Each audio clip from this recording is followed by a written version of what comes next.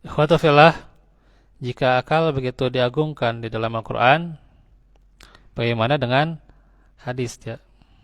Tentunya juga punya kedudukan yang luar biasa ya. Bahwa hadis merupakan salah satu warisan yang diberikan oleh Rasulullah sebagai pengulas Al-Quran. Dan ini sangatlah penting ya. Di dalam surah An-Nisa ayat 26. Yuridullahu liyubayyina lakum wa yahdiyakum sunanal ladina min qablikum wa yatuba alaikum wa Allahu alimun hakim. Allah hendak menerangkan hukum syariatnya kepadamu dan menunjukimu kepada jalan-jalan yang orang-orang sebelum kamu, para nabi dan solihin ya. Para nabi dan solihin, dan hendak menerima taubatmu, dan Allah maha mengetahui lagi maha bijaksana. Kata Imam Al-Qurtubi, ayat ini memberikan petunjuk mengenai tata cara hidup orang soleh sebelum Nabi Muhammad. Ada yang berpendapat bahwa memberikan petunjuk di situ adalah menerangkan tata cara orang-orang sebelum Nabi Muhammad. Bahkan menurut Ibnu Katsir, kata sunan ya, itu artinya tata cara yang baik dan terpuji dari orang-orang sebelum Nabi yang telah mengikuti syariat Allah. Karenanya hadis sebagai penjelas dari Al-Quran ya.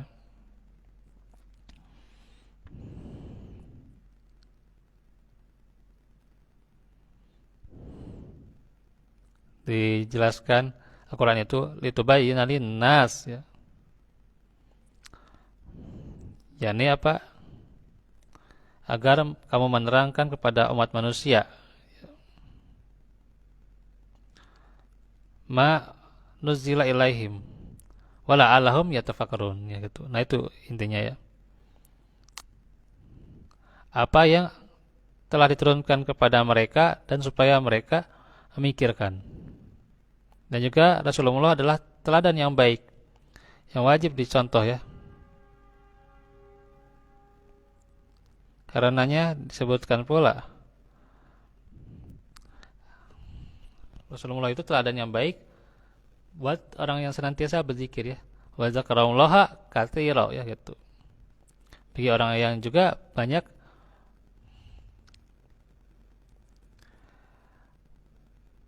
berzikir di sini adalah mengingat Allah ya gitu. Mengingat Allah dalam hatinya, dalam lisannya, dan juga dalam anggota badannya. Terus juga bahwa Rasulullah wajib ditaati ya gitu. Bagaimana perintah? Atiullah wa atiur Rasul, itu banyak sekali dalam ayat tentunya ya. Dalam Al-Qur'an ya gitu, agar taat kepada Allah dan Rasulnya. Dan Rasulullah mempunyai wewenang untuk membuat suatu aturan ya,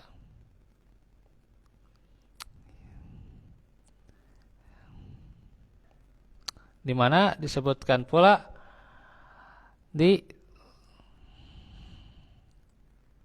surah Al-A'raf nih ya. Ya Al-A'raf betul ya. Falladina amanu bihi wa azzaruhu wa nasaruhu wattaba'un nural lati itu ya.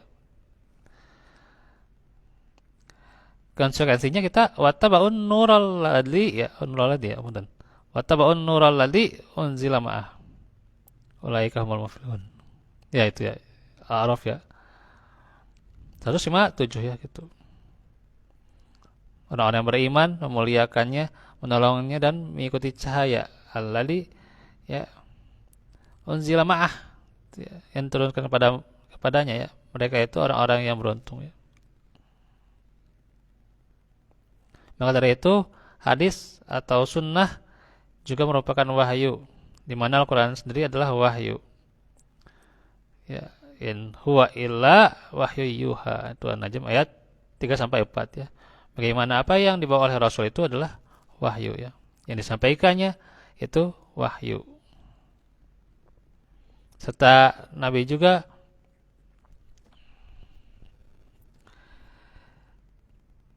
di dalam hadisnya banyak menguraikan tentang akal ya gitu. Bagaimana tentang Allah menciptakan ya pada kita ya. Di antaranya akal itu ya.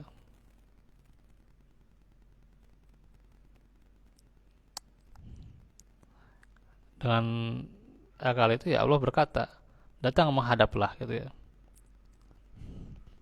Maka ia pun datang menghadap. Allah berkata kepadanya, mundurlah ke belakang. Demikian juga mundur ke belakang. Lalu Allah firman, demi kemuliaanku, aku tidaklah menciptakan makhluk yang lebih mulia darimu atasku. Dengan sebabmu lah, ya tuh. Dikatakan dalam hadis ya, sebabmu lah aku menyiksa, dengan sebabmu lah aku memberi. Bagimulah pahala dan atasmulah hukuman. Ya, tuh tentang akal tuh ya. Tuh dalam hadis Rasulullah menjunjung tinggi juga akal sampai-sampai dikatakan bahwa seseorang dianggap tidak beragama manakala ia tidak memiliki akal di dalamnya. Itu dalam kitab Ihya Ulumuddin. Ya. Orang alim itu adalah orang kepercayaan Allah di buminya. Ya, tuh. Kepercayaan Allah di buminya itu orang alim. Ya. Orang yang mengajarkan ilmu, itu kepercayaan Allah. Orang yang mendapatkan apa? Amanah, itu ya.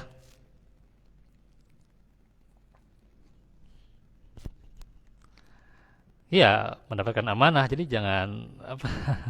Jangan sembarangan, ya, berat sekali itu ya. Maka pada hari kiamat nanti yang memberi syafaat di antaranya tuh adalah para nabi, ya, para ulama, kemudian para syuhada tuh.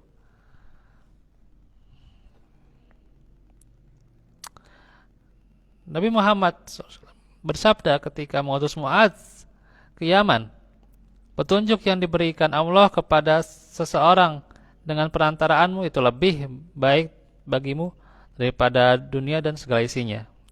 Nah itu ya, nih nasihat untuk para orang alim nih ya, orang yang mengajarkan nih. Umar radhiyallahu anhu berkata, barang siapa yang menceritakan sebuah hadis nih, kata Umar radhiyallahu anhu, lalu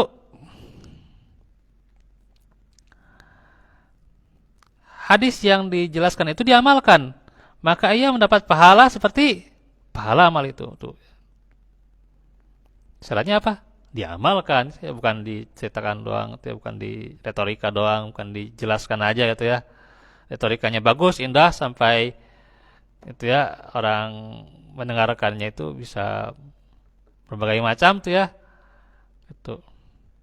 Yang mendengarkan tetapi dia mengamalkan atau enggak. Nah itu konsekuensinya harus mengamalkan ya. Bukan hanya sekedar mengajarkan tuh ya. Bukan hanya sekedar mengatakan, ya, bukan hanya sekedar retorika, nasihat.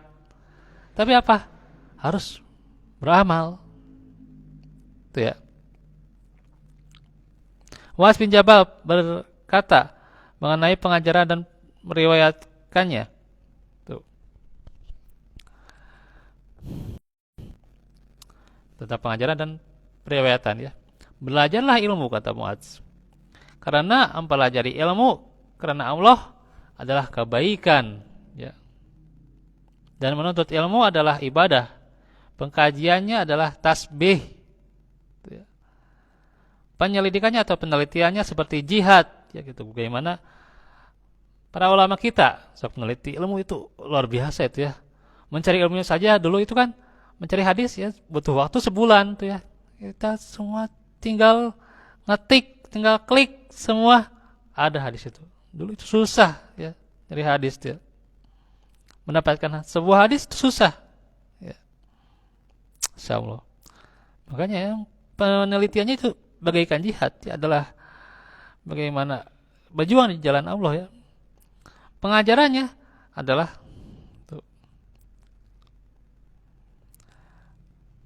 mengajarkannya itu sedekah, dan pemberiannya kepada ahlinya adalah pendekatan ya taqarrub ila Allah ya, pendekatan diri kepada Allah. Ilmu adalah penghibur di kala kesepian, teman di waktu menyendiri, dan petunjuk di kala senang dan susah. Tuh, Masya Allah. Ia adalah pembantu dan teman yang baik dan penerang jalan ke surga.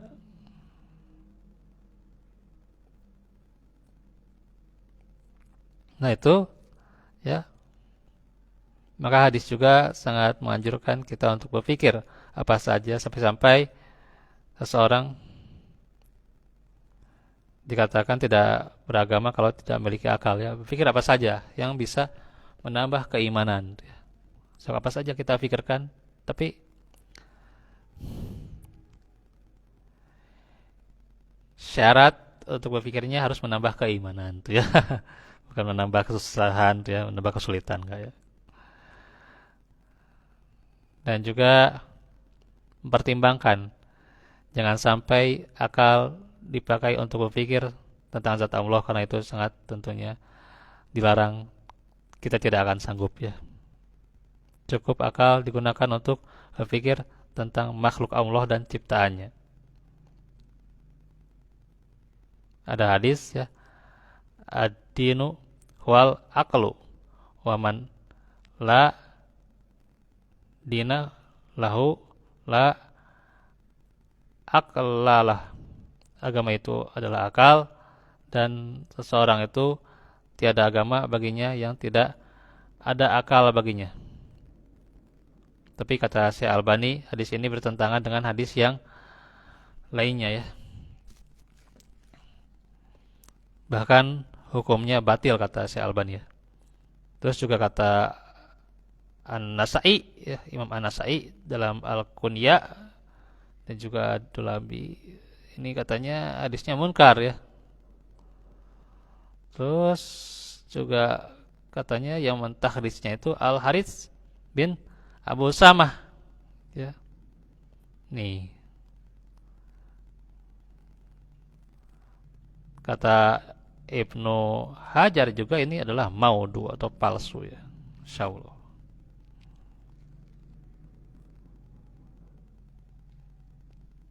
Bahkan dikatakan ya tidak ada yang sahih sedikit pun ya. Allah alam. Terus juga ada hadis yang disampaikan juga dari Urwah, yakni Urwah bin Az-Zubair berkata, pernah berhaji atas kami Abdullah bin Amr.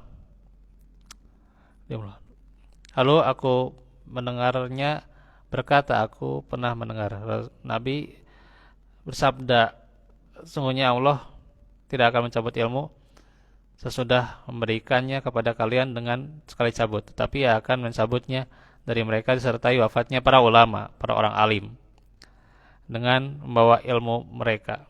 Lalu tinggallah beberapa orang bodoh yang dimintai fatwa, lalu mereka berfatwa dengan ra'yu, dengan pendapat mereka, maka mereka sesat dan menyesatkan.